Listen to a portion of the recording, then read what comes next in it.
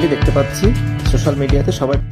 সম্প্রতি সামাজিক যোগাযোগ মাধ্যমে একটি বিতর্কিত ঘটনা ঘটে, যেখানে টিকটক তারকা আরোহী মিম বিশ্বসেরা অলরাউন্ডার সাকিব আল হাসানকে নিয়ে বিতর্কিত মন্তব্য করেন, যা তাকে নিয়ে সোশ্যাল মিডিয়ায় তুমুল আলোচনার জন্ম দেয়।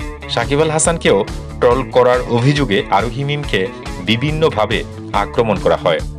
কি হয়েছিল সেই সাক্ষাৎকারে? টিকটক স্টার আরোহী মিম সম্প্রতি এক সাক্ষাৎকারে উপস্থিত ছিলেন, যেখানে তাকে একের পর এক বিখ্যাত ব্যক্তির নাম বলতে বলা হয় এবং তাকে তার অভিব্যক্তি দিয়ে সেই ব্যক্তির প্রতি তার মনোভাব প্রকাশ করতে বলা হয়।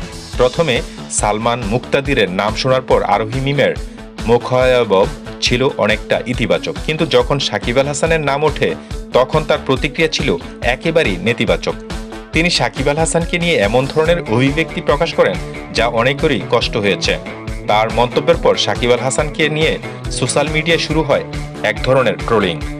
সাকিবের প্রতিক্রিয়া কি ছিল এ নিয়ে? যদিও সাকিব আল হাসান এই ধরনের মন্তব্যের বিষয়ে কোনো প্রতিক্রিয়া জানাননি, তবে তার সাপোর্টাররা সোশ্যাল মিডিয়ায় আরোহী মিমকে ব্যাপকভাবে সমালোচনা করতে শুরু করেন। এতে চাপের মধ্যে পড়ে শেষ পর্যন্ত আরোহী মিম ভিডিও প্রকাশ করে সাকিব আল হাসান এবং তার সাপোর্টারদের কাছে ক্ষমা চেয়ে নেন। ভিডিওতে তিনি বলেন, আমি যা বলেছি তা ভুল ছিল। আমি যদি কারো ক্ষতি করে থাকি তাহলে আমি আন্তরিকভাবে ক্ষমা চাচ্ছি। আমি তো ছোট একজন মানুষ, তবে ভুল হলে সেটা স্বীকার করা উচিত।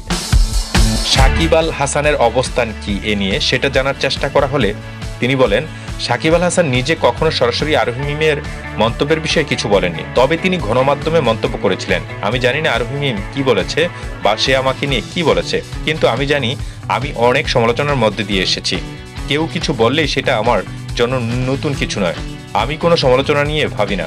তিনি আরও যোগ করেন, সব সময় আমি নিজের কেরিয়ার এবং আমার কাজ নিয়ে চিন্তা করি, আর অন্যরা কি বলেছে তাতে আমার কিছু যায় আসে না।